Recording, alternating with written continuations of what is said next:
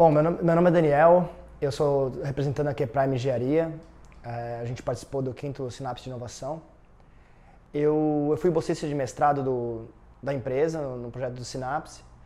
Fui convidado pelo Vitor, que era um amigo meu de infância, e ele e o sócio dele, o Luiz, montaram a Kprime a partir de um projeto de extensão, mais ou menos, da universidade. Então eles tinham uma tecnologia que eles desenvolveram no mestrado do Luiz, e pensaram como colocar isso no mercado, queriam colocar isso mais rápido e tal.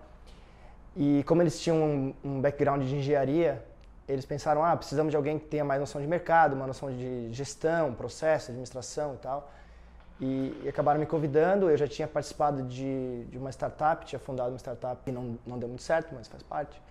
E resolveram como colocar numa parte mais de gerencial, né, alguém com mais qualificação, e eles não tinham muito recurso para contratar, né, como toda startup, e usaram a bolsa de mestrado para fazer todo esse projeto de gestão de marketing, de vendas, etc. da Kprime, né.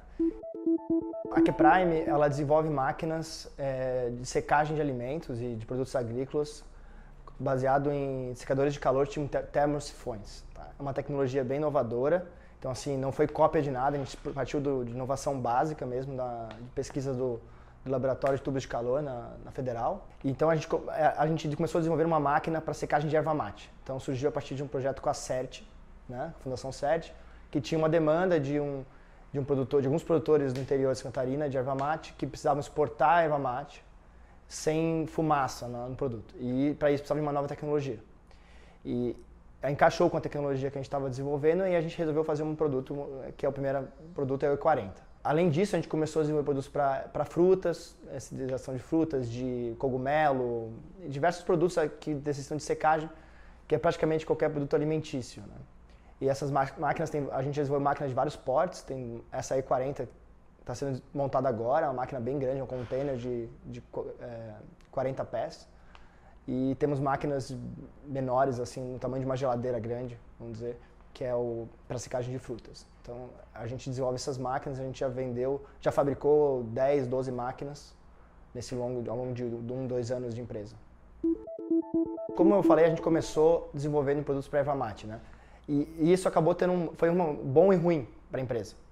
Foi bom porque era uma máquina muito cara, uma máquina de um valor alto, e a gente já ficou, nossa, vendemos uma máquina de valor alto, vamos fazer máquinas para erva mate. Só que não é bem assim. Primeiro que demorou 2 anos para fechar. Envolvia financiamento, FINEP, etc. Se a gente tivesse dependido de erva mate, a gente não teria empresa. Teria ficado 2 anos esperando vender uma máquina, não teria a mínima chance. Então a gente começou, vamos fazer para erva mate. Depois que a gente percebeu que não dava para ficar esperando, a gente tinha que ir atrás de outras coisas.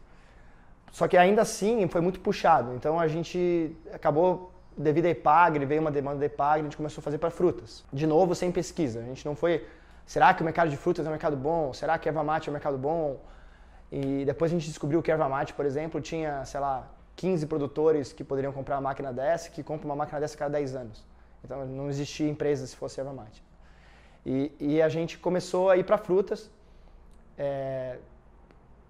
desenvolvemos a primeira máquina para Epagre e começar a tentar vender. Fomos direto para tentar vender. Então a gente colocou um inbound lá, fizemos uma estratégia para tentar chegar em frutas e acabamos descobrindo que o mercado era muito maior do que a gente imaginava. Tinha muita gente procurando máquinas de frutas. Talvez não no poste que a gente quisesse, não sei até que ponto o mercado era bom, a gente não sabia na época. Mas a gente fez algumas estratégias de internet, assim, de inbound, bem baratas, e acabou que as principais fábricas de frutas do Brasil, de frutas hidratadas, entraram em contato. Então a gente, se os principais fabricantes estão precisando de uma máquina dessa, então tem uma demanda aí no mercado que não está sendo atendida, e a gente começou a desenvolver para frutas. Ainda assim, a gente não sabia o tamanho do mercado, se dava para manter uma empresa, etc, etc. E na época a gente acabou contratando uma consultoria de análise de mercado, consultoria externa. A gente falou assim, a gente tinha o dinheiro do Sinapse, ele permitia esse recurso, a gente falou, vamos contratar uma consultoria que vai analisar os principais mercados de secagem do Brasil e ver se vale a pena, se tem viabilidade. E ao mesmo tempo, a gente entrou no programa de Berkeley, que era um programa que teve no verão, um programa que vieram os professores de Berkeley, cujo objetivo específico era a validação de mercado, assim, e falar com o cliente e entender o que o cliente quer. eu já participei de mais de uma startup e geralmente a gente acha que faz isso. A gente fala, olha, eu já falei com 20 clientes, eu sei o que ele quer, etc, etc. E não é bem verdade, assim. E Berkeley eu acho que foi legal porque eles batiam muito na tecla. A gente não quer 5, 10, a gente quer 100. Tem que fazer 100 entrevistas em um mês. E 100 é uma coisa que eu acho que nenhuma startup faz, né? Muito, muito pouco. E conforme a gente foi fazendo, a gente falou, realmente a gente precisa fazer. E no final das contas foi muito melhor do que a consultoria externa, a gente aprendeu muito mais. Então o que a gente fez? A gente deixou fruta de lado, deixou erva mate de lado e foi procurar outros mercados. Assim, onde que tem um mercado potencial enorme, etc, etc. Aí a gente procurou via internet, fizemos algumas entrevistas por telefone, por Skype e mapeamos assim alguns mercados que dava para avaliar e eram vários, fumo, chá, massas, tecidos, café, grãos. Então assim, vários mercados que existe secagem que a gente poderia entrar, né? Só que às vezes você pensa, bom, eu posso fazer uma máquina para qualquer mercado. Será? Então a gente pegou o carro e foi visitar a fazenda, né? Então a gente viajou, sei lá, 5.000 quilômetros, interior de Santa Catarina, Paraná, Minas Gerais, São Paulo. A gente foi atrás das fazendas e foi falar com os produtores. E nessa caminhada a gente já identificou muitas coisas que a gente podia trabalhar, muitas coisas que a gente não teria como entrar.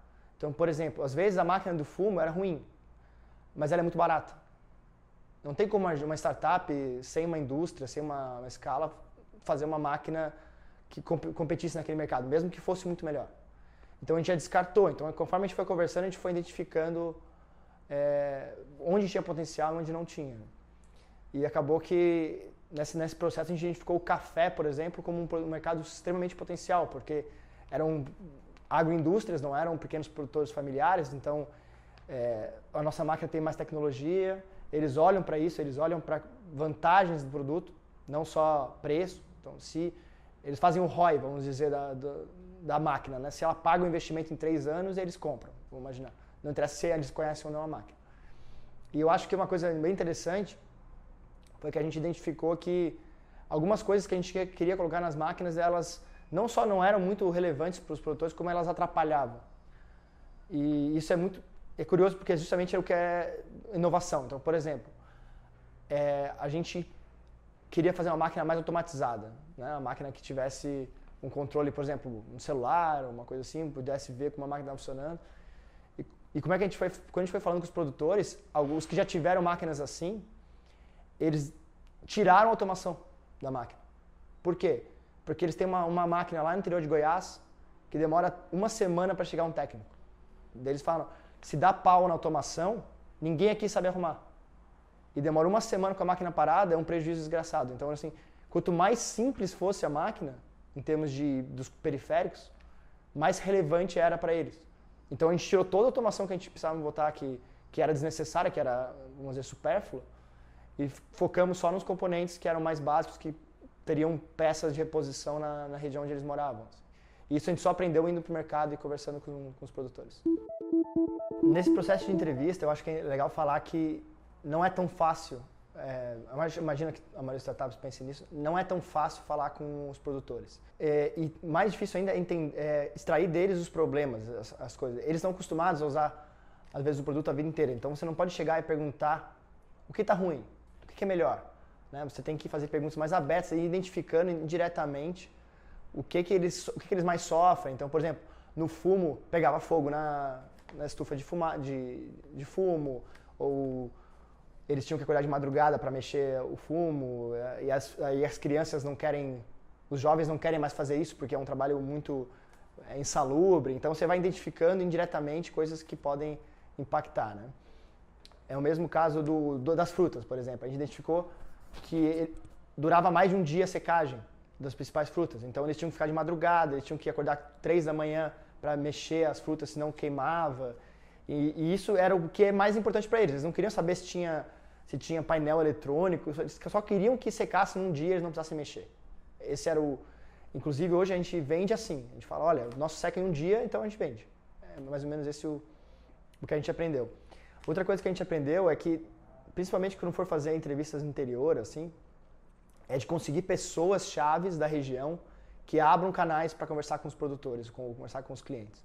Então a gente tinha, por exemplo, no norte do estado, em Canoinhas, a gente tinha um parceiro que era dono da escola técnica, uma escola que ensinava todo mundo, que fazia escola técnica de rural, assim. Então ele conhecia todos os produtores, todo mundo admirava ele porque ele era um cara que educava os filhos deles, etc. Ele abria as portas, a gente falava com ele já marcava todas as entrevistas, a gente não precisava ficar ligando para produtor, marcando. E quando a gente entrava com ele, as portas abriam pra gente. A mesma coisa no café, como a gente tinha um contato lá em Três Pontas, que é uma região de café, esse contato, ele abria as fazendas pra gente. A gente não precisava ligar para as fazendas. A gente ia com ele, já tinha tudo marcado, já tinha ajuda com a cooperativa. Então isso facilitava muito o nosso trabalho e permitia que os produtores abrissem, porque eles não achavam que a gente estava roubando informação deles ou que a gente ia fazer qualquer coisa, porque eles confiavam nessa pessoa. Então ter essa pessoa de confiança facilita muito a entrevista, facilita muito esse processo de validação. Eu acho que é importante ressaltar que nesse processo de validação, nesse estágio inicial, a gente não pode chegar no cliente, no possível cliente, no possível mercado, querendo vender nosso produto. A gente chegava nos clientes muitas vezes falando que era uma pesquisa universitária, falando que a gente só queria entender mais ou menos como é que os produtos deles funcionavam, ou conhecer como funciona a plantação de fumo, por exemplo, que para o produtor a maior parte das pessoas não conhece. Então eles até eles gostam de falar sobre como é que funciona a plantação, como é que funciona. Então a gente falava que a gente estava só fazendo uma pesquisa, para ver, porque eles abriam muito mais o processo deles. E a gente nunca falava, eles não sabiam o que a gente estava querendo melhorar, se era o tempo de secagem, se era secagem às vezes, né? A gente acaba focando na secagem, mas a gente olhava todas as máquinas da fazenda, até para ver a gente identificou vários outros problemas, claro, a gente não tem como atender, mas a gente identificou outros produtos, outras partes do processo produtivo que poderiam ser melhoradas, mas como a gente já tinha um produto, a gente focava na secagem. E isso eu acho que é muito importante porque ainda mais quando está falando no mercado novo, você não tem um produto, né? Você tem que entender quais são as dores. E na startup, como você não tem dinheiro, você tem que focar na dor. A gente tem que focar muito nessa parte, no core do produto, e para conseguir ser mais, otimizar os nossos recursos, otimizar a nossa equipe, né? Ainda que no nosso caso isso teve prós e contras, assim.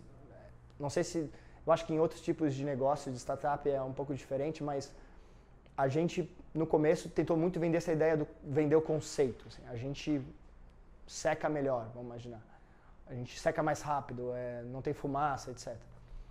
E isso acabou que a gente acabou tendo um aprendizado com isso que não dá, talvez não sei se depende do mercado, depende do cliente, mas não dá para vender só um conceito numa máquina, por exemplo. A gente tem que ter um produto mais redondo. Então a gente começou a vender, né? Que muita gente fala, vamos vender, sair para vender e ver o que acontece. E a gente acabou vendendo um produto que fazia o core, resolvia o problema do cliente, mas o cliente devolveu.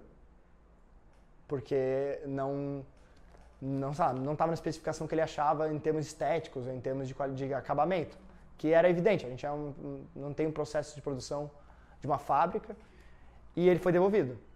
Só que é um produto que é um valor agregado alto, era, sei lá, metade do nosso caixa. Então a gente ficou com metade do nosso caixa numa máquina que empatada, que a gente gastava dinheiro até para manter ela em algum lugar, porque não cabia no escritório, não dá para botar no escritório. Então esse é um aprendizado que a gente teve, assim, que a gente tinha que focar mais em um produto. A gente não focou, a gente começou a fazer para erva mate, fez para frutas, tentou vender, começou a fazer, a gente, na verdade não começou, a gente fez um protótipo para o café. Então a gente usou parte dos recursos do Synapse para fazer um protótipo que ainda não conseguiu nem colocar lá para secar. Faz mais de um ano que a gente começou a fazer o protótipo. Hoje a gente teria feito um pouco diferente. Faz um produto, por exemplo, faz um protótipo para frutas, vamos imaginar que é o nosso mercado melhor. Deixa ele bem redondo.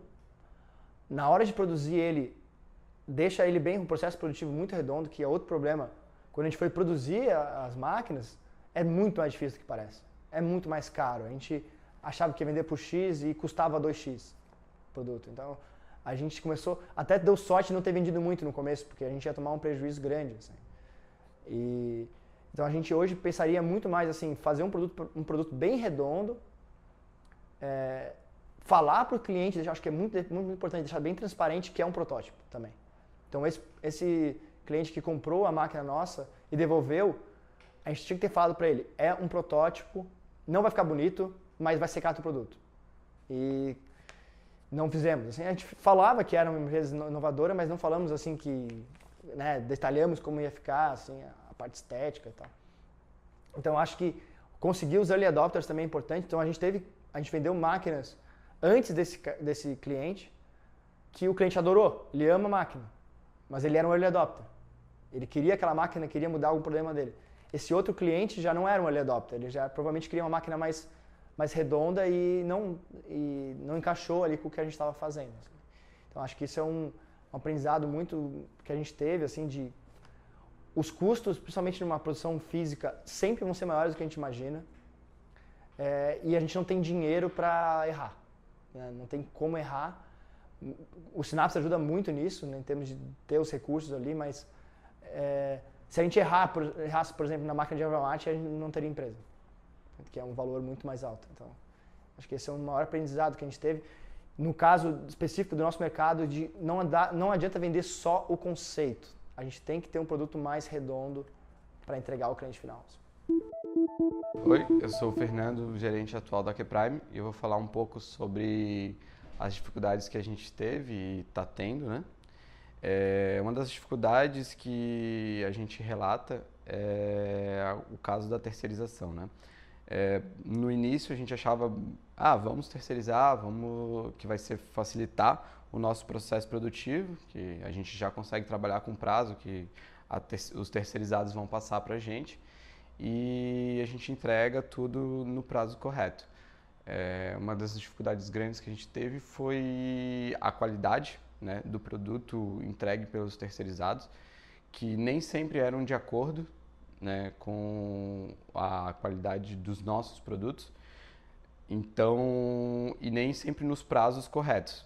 Então, muitas vezes a gente ficava na saia justa, né, que chegava um produto terceirizado, uma qualidade não tão boa e num prazo já apertado. Então, a gente teria que entregar o nosso produto no prazo correto, porém com a qualidade não tão boa. Então, a gente teve que fazer escolhas entre decidir se vamos passar para frente algo que a gente não aprovou ou vamos entrar na justiça, atrasar a entrega do nosso produto para o cliente e para brigar para receber o dinheiro de volta e achar outro fornecedor.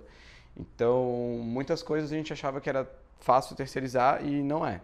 Claro, teve partes também que terceirizados foram bons e funcionaram muito bem, só que é um processo complicado na parte de terceirização. Então, vocês que estão começando e acham que tudo que for fácil terceirizar não é bem assim. Então, tem que ir com cautela, conhecer bem os fornecedores terceirizados antes, né? Dar uma boa olhada na estrutura que eles têm, que eles podem te entregar e ver se condiz com aquilo que eles estão falando, né? Que no tempo que eles vão conseguir te entregar. Outra dificuldade que a gente está tendo agora é o processo de industrialização, né? Como a gente trabalha com máquinas e tem um capital de giro muito alto, e tudo que a gente precisa, que a gente tem de lucro hoje em dia, praticamente vai para a industrialização da empresa, né? A gente tem que acabar comprando muitas máquinas, muito equipamento para que a gente consiga entregar aquilo que a gente pede, que a gente quer, na qualidade que a gente quer, sem ter que terceirizar tudo, né? Uma parte boa da terceirização é tu não ter que investir tanto em infraestrutura, só que aí você acaba não tendo a qualidade que você quer. Então, as coisas que você não consegue terceirizar com qualidade, você tem que industrializar, e para industrializar você tem que gastar dinheiro. Então, isso acaba sendo um pouco complicado ali na gestão.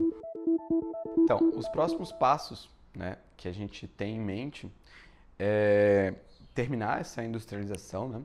Que uma das metas que a gente tinha era ter um produto bem feito, né? Que na verdade a gente tem uma linha, né? Que são a linha de frutas e verduras, hortaliças.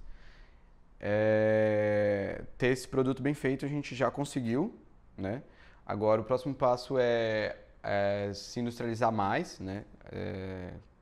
Conseguir uma infraestrutura maior para que a gente consiga produzir em escala esse produto que a gente já tem e aumentar significativamente nossos lucros e abordar outros mercados, né, que a gente tem em vista aí, tem em mente, que são o mercado do café, da erva mate. A gente também já conseguiu abordar o mercado já, mas precisamos de mais estrutura para deixar esse produto já